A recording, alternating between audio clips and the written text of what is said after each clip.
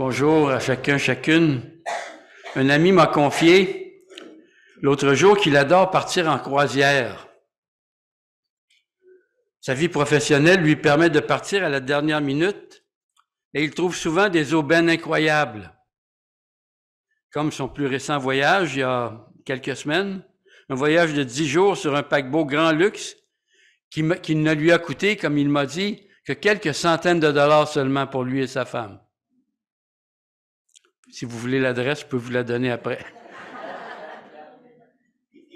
Il est en processus de vendre sa grande maison au bord de la rivière Chaudière, qui lui demande pas mal de temps d'entretien pour voyager plus souvent avec sa femme et visiter différents endroits sur la planète. C'est une de ses passions dans la vie. Il m'a dit, il aime se retrouver sur un édifice de 8 étages qui flotte, qui dérive sur l'océan jusqu'à une destination inconnue. Il aime ça. Je sais qu'il en profite pour parler de l'Évangile parce que c'est aussi une passion pour lui. Il est assis autour d'une table avec 12 personnes, puis il ne se gêne pas pour annoncer l'Évangile. Aimez-vous les croisières? Les autres, aimez-vous les croisières? Non. Ma femme et moi, on n'est pas... Non. Non. On l'a jamais fait, c'est vrai. Alors, je vais checker le site cette semaine pour trouver un deal, mais je peux pas parce que je suis occupé pastoralement pendant l'été. Avez-vous le mal de mer? OK. Non, pas moi, mais certaines personnes, oui. L'idée de se retrouver sur un paquebot au milieu de l'océan en furie, c'est pas vraiment une belle idée. Je poursuis ce matin ma réflexion sur le thème de la foi, au verset 7 du chapitre 11 de la lettre aux Hébreux, qui nous parle de la foi de Noé. Mais avant de procéder à la lecture, voici quelques données intéressantes sur cette première croisière pour humains et animaux organisée puis répertoriée dans l'Écriture. Peut-être que vous ne l'avez pas vu comme ça jusqu'à présent, mais ça m'a frappé cette semaine. Noé est resté dans l'arche avec ses 3 fils, sa femme et ses 3 belles-filles durant 1 an et 10 jours, selon la chronologie biblique de Genèse chapitres 7 et 8. Les pluies diluviennes ont duré 40 jours d'affilée, et c'est sans compter l'eau qui a jailli du sol, lisons-nous dans le texte de Genèse. Ça a commencé par l'eau qui a commencé à sortir du sol. La pluie s'est mise à tomber. L'eau est ensuite restée au-dessus des terres pendant 150 jours, couvrant toute la surface du globe. Il a fallu 7 mois pour qu'elle se retire complètement et pour que Noé puisse sortir de l'arche avec sa famille et les couples d'animaux qui s'y trouvaient. J'imagine la scène et tout ce qui me vient à l'esprit est l'image des veaux qui sortent de l'étable au printemps. Je ne sais pas si vous avez déjà vu ça. Reste pas dans la porte. Ça a dû sortir pas mal vite. Et pas mal plus vite que quand ils sont entrés. Le texte biblique dit que ça a pris 1 semaine avant que toutes les bestioles et les animaux et toute la patente, toute la ménagerie puisse être en sécurité dans l'arche. Ça a dû prendre peut-être 3h15 juste pour sortir. Évidemment, on ne le sait pas. Lisons le verset 7 du chapitre 11 de l'Épître aux Hébreux. Je vais lire dans la version du Sommeur. Par la foi, Noé construit un bateau pour sauver sa famille. Il avait pris au sérieux la révélation qu'il avait reçue au sujet d'événements qu'on ne voyait pas encore. En agissant ainsi, il a condamné le monde et Dieu lui a accordé d'être déclaré juste en raison de sa foi. Les 3 points. Par la foi, Noé a construit un immense bateau. 2e point, il a pris au sérieux la révélation qui lui avait été faite. Et 3e point, il a condamné le monde. On va essayer de comprendre ces 3 éléments ce matin. Premier point, par la foi, Noé a construit un bateau Et l'Épître aux Hébreux, on n'a pas ça dans le texte de Genèse, il l'a fait pour sauver sa famille. Ça m'a frappé, ce détail. L'histoire de Noé est sans doute l'une des plus connues, avec celle de Jonas dans la baleine, ayant fait l'objet de nombreuses représentations au fil des siècles, allant d'illustrations diverses dans toutes sortes de livres d'enfants avec des beaux petits animaux qui font plaisir aux enfants quand ils voient ça. Je pense aussi aux tableaux, aux chefs-d'œuvre des grands maîtres de l'époque médiévale, des fresques, ça a 24 pieds de long, là. Et les caricatures modernes soulignant l'improbabilité scientifique de ce rassemblement inusité de couples d'animaux venus vers Noé pour trouver refuge dans l'arche qu'il avait construite. Voyons donc, ça n'a pas d'allure, cette histoire-là. Comment il a fait pour tout entasser ces bébites-là dans un bâtiment? Voyons donc. La véracité historique de ce récit a souvent été mise en doute, mais Jésus l'a cité en Matthieu 24, verset 38, comme un événement réel, annonciateur d'un acte, d'un autre événement tout aussi réel à venir, celui de son retour et du jugement dernier. Dans ma tête, il n'y a pas d'espace entre ces deux réalités-là. C'est paf. Bing, bang, paf. Voici ce qu'il dit, ce qui arriva du temps de Noé arrivera de même à l'avènement du Fils de l'homme. Car dans les jours qui ont précédé le déluge, les hommes mangeaient, buvaient, se mariaient leurs enfants, jusqu'au jour où Noé est entré dans l'arche. Et ils ne se doutèrent de rien jusqu'à ce que le déluge vînt et les emporta tous. Il en sera de même à l'avènement du Fils de l'homme.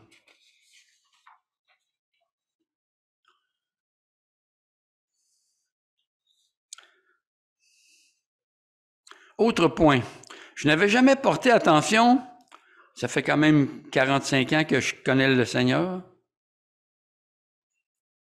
je n'avais jamais porté attention au verset 7 d'Hébreux qui dit que c'est averti par Dieu d'un jugement à venir. Noé a construit un bateau pour sauver sa famille.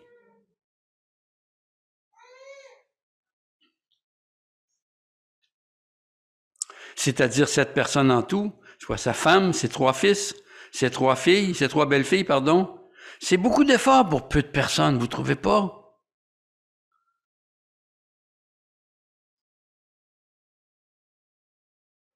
Le point à retenir ici est le suivant. Agir en vue de sauver sa famille, après avoir été averti d'une calamité à venir, est décrit en Hébreux 11 comme un acte de foi de la part de Noé pour lequel il a été déclaré juste. C'est pas juste parce qu'il a construit le bateau, c'est parce qu'il l'a construit pour sauver sa famille. J'avais jamais remarqué ça. Est-ce en partie cette histoire qui a inspiré ce commentaire de Paul en 1 Timothée chapitre 5, verset 8, « Si quelqu'un ne prend pas soin des siens, et principalement de ceux de sa famille, il a mal compris la foi pas à peu près, là. Il a rejeté la foi, il dit. Il est pire qu'un infidèle. Il est pire que son voisin.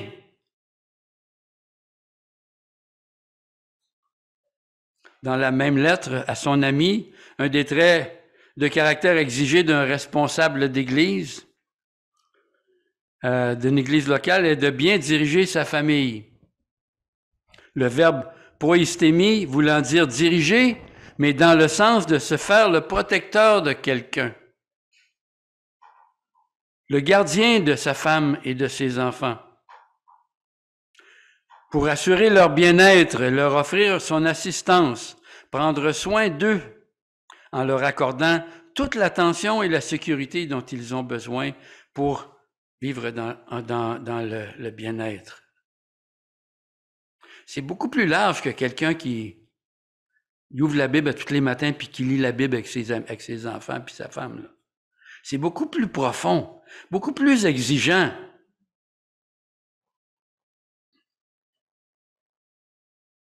C'est cette disposition intérieure qui animait Noé, dit l'auteur aux Hébreux, après avoir entendu de la part de Dieu la nouvelle d'un jugement ou d'une catastrophe qui se préparait. Une catastrophe qui se préparait.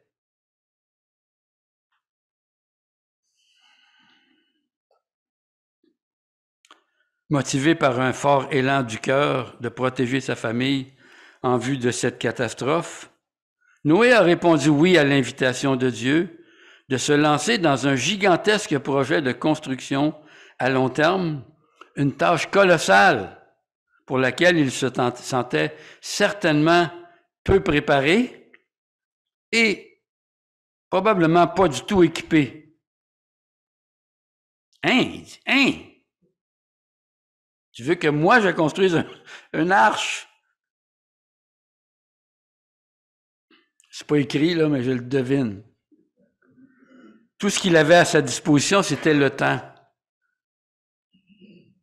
Plusieurs centaines d'années. Et une certaine propension à prendre sur le tas quand on lui confiait une tâche, probablement. Cette histoire de chantier naval improvisé m'encourage dans ma vie personnelle et professionnelle. Ceux qui ne le savent pas, je suis comme toutes sortes d'affaires, y compris éditeur, traducteur, artiste, infographiste, musicien, bricoleur à mes heures et surtout hyperactif, dira ma femme.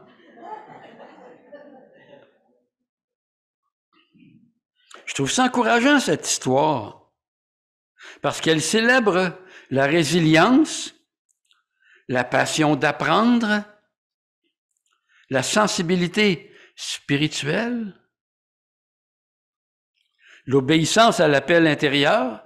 Avez-vous ça, des appels intérieurs, des fois? Moi, oui. La créativité et cette propension un peu folle qu'ont les autodidactes de se lancer dans des projets avec des dimensions. C'est vraiment... La femme le regarde et dit, t'es sûr que tu veux commencer ça, là?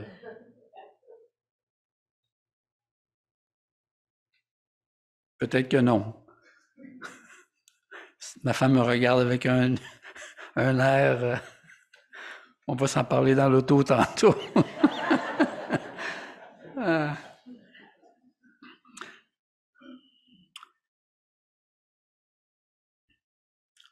Cette histoire de chantier naval est vraiment quelque chose à nous apprendre sur la foi mise en action et vécue au quotidien dans des projets plus grands que nature, auxquels Dieu nous appelle de contribuer, de nous lancer. Ce n'est pas un travail facile, ce n'était pas un travail facile ni très propre. J'ai essayé de résumer dans un chapitre, dans un paragraphe, tout ce que je comprenais qui était en jeu ici. Ça va jusqu'à présent? Il lui a fallu certains... Oui, les autres aussi, merci. Ça me comprend moi aussi, ça va quand même va, oui. Ce n'était pas un travail facile ni propre, puisqu'il a fallu certainement d'abord fabriquer ces outils. À l'époque, tu n'allais pas chez Canac pour te trouver le marteau qu'il faut, là. Une bonne scie, oui.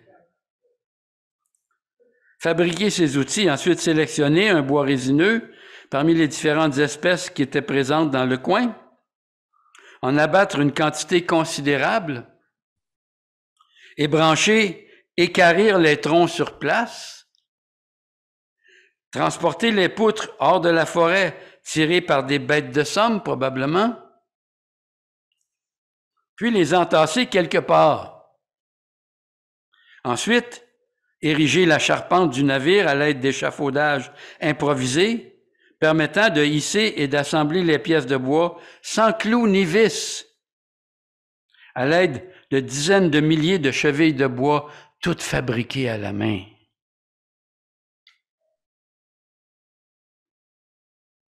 Les bricoleurs, ici, je suis sûr que vous salivez. d'avoir tout ce temps à disposition pour fabriquer plusieurs centaines de milliers de chevilles de bois. Moi, ça me fait saliver en des cas. Puis, aménager les 3 étages. Ensuite, il lui a fallu se procurer du goudron en quantité suffisante et le transporter, de manière à en enduire l'intérieur et l'extérieur de l'édifice flottant pour le rendre parfaitement étanche et assurer une flottaison sans risque durant une longue période de temps, de plus d'une année. Peut-être aussi enseigner à ses fils comment procéder à certaines tâches. Quand on est bon dans quelque chose et que c'est super de pouvoir communiquer à nos enfants ce qu'on a appris en fait. Le travail d'ingénierie de haute voltige, entrepris au cours de plusieurs centaines d'années, a été réalisé par la foi, nous dit Hébreux.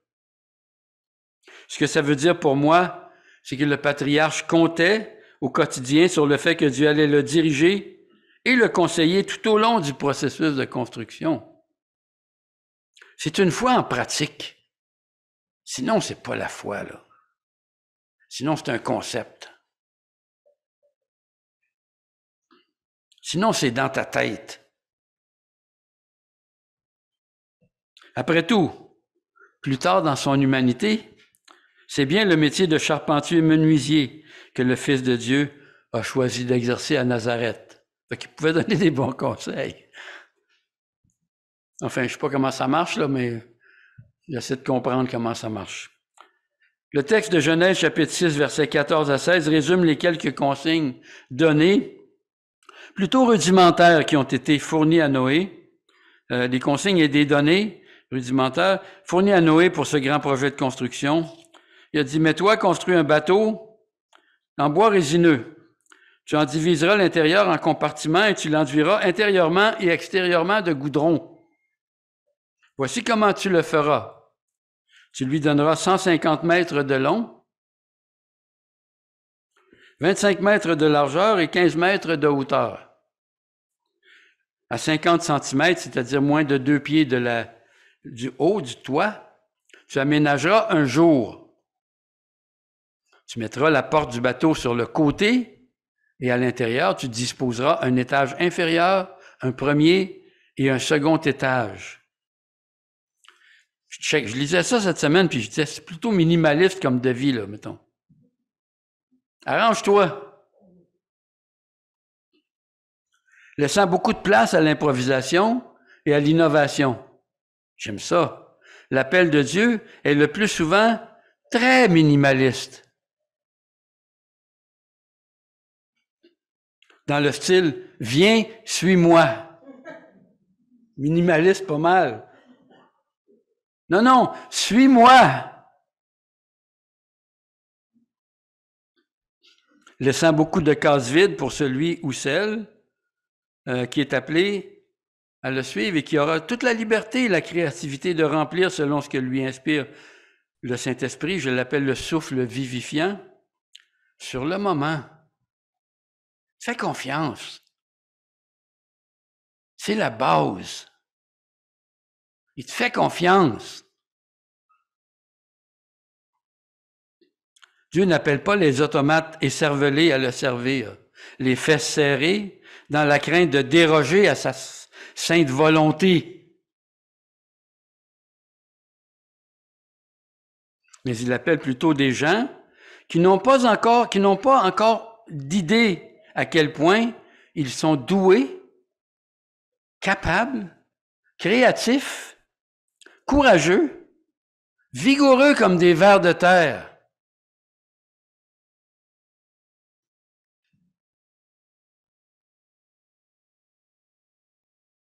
À le servir. Il y a un peu de ça, je trouve, dans la parole que Jésus a dit à Pierre quand il était à genoux dans la barque avec le filet rempli de poissons, qu'il tremblait comme une feuille, puis il dit « Prends quelqu'un d'autre ». Il était terrifié. Et Jésus lui a dit « Hey, je vais faire de toi un pêcheur d'hommes. Relax. Laisse-toi conduire. Ce qui est implicite ici, c'est que la douance, la patience curieuse devant les difficultés qui sont rencontrées, la réflexion, le processus d'essai-erreur, le dialogue entre collaborateurs et la persévérance de chacun allait permettre tôt ou tard à Noé de remplir les espaces laissés intentionnellement vides par Dieu au fur et à mesure de l'évolution du projet. Débrouille-toi, trouve-le. C'est pour ça que je t'ai donné une intelligence. C'est pour ça que je t'ai donné l'imagination. Trouve-le.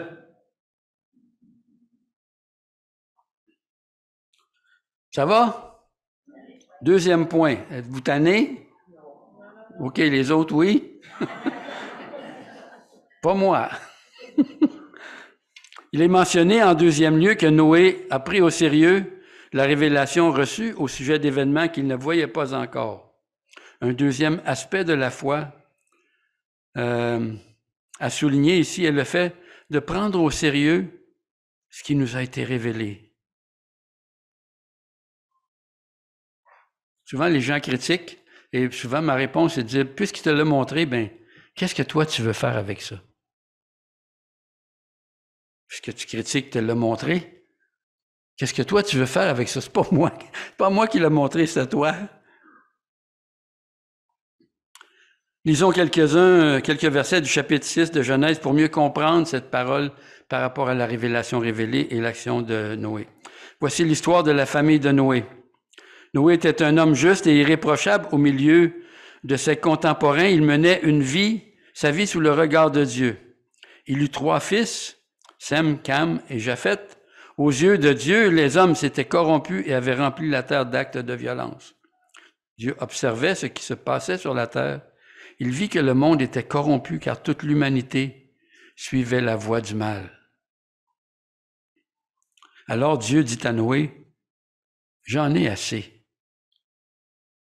Je vais mettre fin à l'existence de toutes les créatures car, à cause des hommes, la terre est remplie de violence. Je vais détruire la terre, mais toi, construis un bateau. » Et je saute au verset 17. « Moi, je vais faire venir le déluge des eaux sur la terre pour détruire sous le ciel tout être animé de vie. Tout ce qui est sur la terre périra. Mais j'établirai mon alliance avec toi. Et tu entreras dans le bateau, toi, tes fils, ta femme et tes belles-filles avec toi. Tu feras aussi entrer dans le bateau un couple de tous les êtres vivants, c'est-à-dire un mâle et une femelle, de tous les animaux, pour qu'ils restent en vie avec toi. De chaque espèce d'oiseau, de chaque espèce de quadrupède, de chaque espèce d'animaux qui se meuvent à ras de terre, un couple viendra vers toi pour pouvoir rester en vie. Procure-toi aussi toutes sortes d'aliments pour pourvoir à vos besoins pendant tout ce temps-là. » Le psychiatre chrétien Kurt Thompson, connaissez-vous? Hey, c'est vraiment, tapez Kurt Thompson si vous comprenez l'anglais, et puis il parle beaucoup de la honte, l'effet de la honte dans notre vie. Il a dit la chose suivante. Il mentionne l'idée selon laquelle la stratégie la plus efficace du malin depuis la chute est de proposer à l'homme des distractions. De détourner son attention de la volonté qui lui a été révélée, la volonté de Dieu qui lui a été révélée, et de le rendre oisif, passif, stagnant, immobile, recroquevillé dans sa honte et la culpabilité. Ça marche. Il rajoute que la foi est toujours caractérisée par le mouvement. N'importe quel mouvement, le premier qui te vient à l'esprit, qui t'est inspiré par le souffle vivifiant. N'importe quel geste créatif, posé, ou n'importe quelle action entreprise, parce qu'on est demeuré attentif à la volonté de Dieu et qu'on passe à l'action.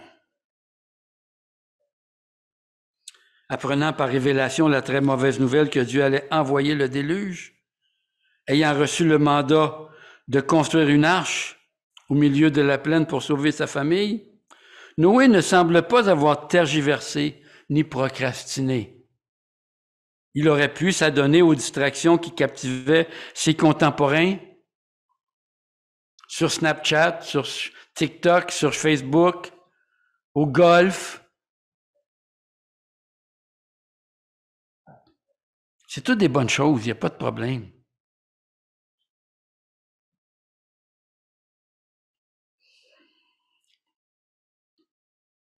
Mais c'est pas suffisant. Noé a pris au sérieux la révélation et il s'est mis au travail, procédant dès le lendemain, de mon point de vue, à la première démarche, d'une suite ininterrompue d'autres actions posées l'une après l'autre, jusqu'à ce qu'il ait terminé son travail. J'ai un ami qui est psychologue, qui est professeur ici à l'Université de Laval, il s'appelle Georges Tarabulsi. C'est un expert mondial de l'enjeu de l'attachement chez les enfants. Ils font venir de partout dans le monde pour parler. J'ai demandé à un moment donné, il était conférencier à une place où je l'avais invité. J'ai dit, comment ça fait que tu es docteur en psychologie? Puis je m'attendais à une réponse ésotérique, là. Il a dit, je suis allé à l'école tous les jours jusqu'à ce que j'aie fini.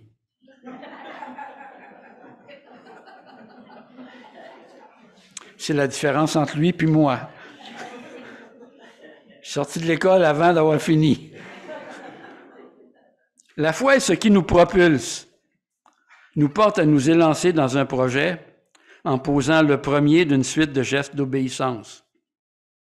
La foi nous porte à persévérer chaque jour en faisant du mieux que je peux pour accomplir les tâches quotidiennes et planifier celles de demain. La capacité d'anticiper. Et la foi aussi, c'est elle qui nous rend capable de terminer le projet entrepris au temps venu et nous en réjouir en remettant toute la gloire à Dieu. Tellement content que tu m'as rendu capable de faire ça, je suis ébloui. Noé a vraiment pris au sérieux la révélation et puis il s'est immédiatement mis au boulot, puis c'est ça la foi. Troisième point, dans 4 minutes, le verset 7 dit en agissant de la sorte, il a condamné le monde. 3 choses que ça m'a inspiré.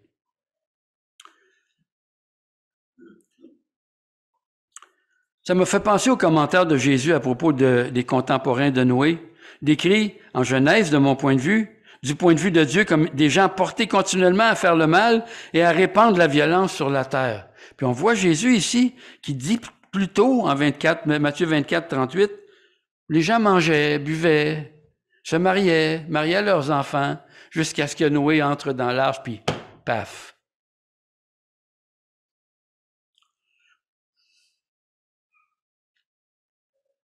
Du temps de Noé comme du temps de Jésus, les gens étaient aveugles au fait qu'un jugement les attendait à la fin d'une existence, vouée essentiellement à la poursuite des joies et des plaisirs que leur offre la vie.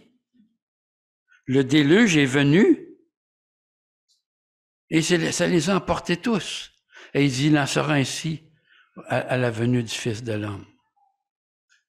Implicite dans la déclaration de Jésus est que les gens de mon entourage, les gens de son entourage, semblaient de bonnes personnes, mangeant et buvant, se mariant et mariant leurs enfants, mais ils sont tout aussi corrompus et rebelles à Dieu sous la surface que les contemporains de Noé. Et ils n'échapperont pas, dit l'Écriture, au jugement de Dieu qui attend l'humanité entière. Quels que soient les plaisirs ou le luxe que leur mode de vie hédoniste et leur grosse job leur a permis de se payer, de s'offrir. On en vit ça, j'en vis ça des fois. Je suis tellement cave, j'en vis ça. As-tu vu comment? As-tu vu son char? As-tu vu sa maison? Hey! Wow, elle est donc bien habillée. Encore une fois, c'est pas des mauvaises choses. C'est des mauvaises choses quand ça prend la première place.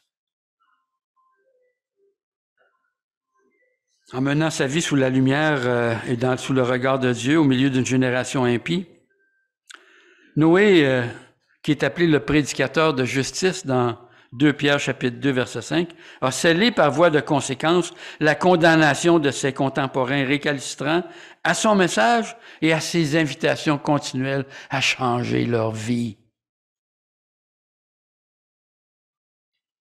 Une fois le bâtiment flottant terminé, après, j'ai calculé 113 380 jours, c'est-à-dire, imaginez 312 ans pour le construire, plus 5 heures, plus 2 tic-tac et 3 branlants. Dieu est venu, il a fermé la porte, la pluie s'est mise à tomber, c'était trop tard. Noé a été sauvé avec sa famille et par voie de conséquence, il a condamné le monde. Deuxièmement, il y a quelque chose dans l'obéissance toute simple de la foi au quotidien qui constitue tout le temps une mauvaise nouvelle pour les gens qui nous entourent. Selon ce qui est dit dans 2 Corinthiens 2,16, nous sommes en effet pour Dieu une bonne odeur du Christ. Parmi ceux qui sont sauvés, parmi ceux qui périssent. Pour les uns, c'est une odeur de mort qui annonce leur mort. Pour les autres, c'est une odeur de vie qui communique la vie. Ils ne nous le disent pas toujours, nos contemporains, nos voisins, nos collègues. Mais ils ont une réaction spontanée de rejet quand ils découvrent à quel point on aime Jésus-Christ et à quel point la foi et la parole, c'est déterminant dans notre vie. Oh, c'est correct, on peut mentionner Jésus, mais le mettre au centre, tu caves, quoi. Ils ne nous le disent pas jusqu'à ce qu'on leur annonce l'Évangile. Et ou bien ils tombent d'un bord, c'est-à-dire l'intérêt mène à l'adhésion, ou bien ils tombent de l'autre bord, « Hey, tu vas débarrasser du site, toi, là. » Finalement, le jugement exercé par le déluge est la juste rétribution de la manière dont les gens ont traité Noé pendant toutes ces années. Ce qui n'est pas sans rappeler ce mépris, ce rejet, les colibets des gens moqueurs, ce qui n'est pas sans préfigurer, en quelque sorte, celle que les chefs juifs et les passants ont lancée à Jésus dans les moments les plus sombres de la construction de son arche, de mon arche. C'était le moment le plus sombre de sa vie quand les gens riaient de lui crachaient au visage et disaient « T'es donc ben niaiseux! » Cette croix sur laquelle il a opéré mon salut. À l'instar de Noé, comme à l'exemple de Noé, il a achevé l'œuvre que lui avait confiée son père et il a terminé en disant « J'ai fini. » Ouf. Ouf. J'ai fini. Prions. Merci pour ce texte qui nous rappelle combien porter l'opprobre du Christ est intrinsèque à l'expérience de la foi depuis les premiers chapitres de la Genèse. Impossible d'échapper à ce sort pour nous. Et comme c'est invitant cette parole de l'Épître aux Hébreux au chapitre 14, 13, qui dit « Sortons donc pour aller à lui, en portant son opprobre, nous n'avons pas ici-bas de cité permanente. Nous cherchons celle qui est à venir. Par lui, offrons sans cesse à Dieu un sacrifice de louange, le fruit des lèvres confessant son nom. » Merci Seigneur.